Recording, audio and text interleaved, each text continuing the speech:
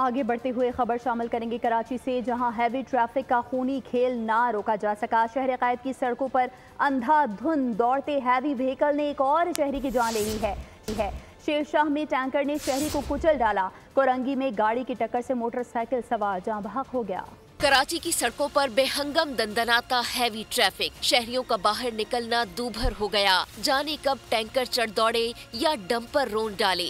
शहर कायद में सफर करना किसी मुहिम जोई से कम न रहा। खूनी हैवी व्हीकल ने एक और शहरी की जिंदगी का चिराग गुल कर दिया। शेरशाह में गुलबाई के करीब वाटर टैंकर ने सड़क उबूर करते शहरी को कुचल डाला। अब्दुल रहमान नामी शख्स मौके पर ही जान की बाजी हार गया। ड्राइवर हादसे के बाद मौके से फरार हो गया। अफसोसनाक वाकये की सीसीटीवी फुटेज भी सामने आ गई। पुलिस ने वाटर टैंकर को तहवील में ले लिया, मुलजिम की तलाश शुरू कर दी। कोरंगी में भी चमड़ा चौरंगी के करीब गाड़ी मोटरसाइकिल पर चढ़ दौड़ी। हादसे में मोटरसाइकिल सवार जान से गया, एक शख्स जख्मी हो गया। मुतवफ्फी की शनाख्त सैयद मुजम्मिल हुसैन के नाम से हुई। शहरी सवाल करते हैं कि आखिर कब मुलव्विस ड्राइवर्स के खिलाफ कार्रवाई अमल में लाई जाएगी।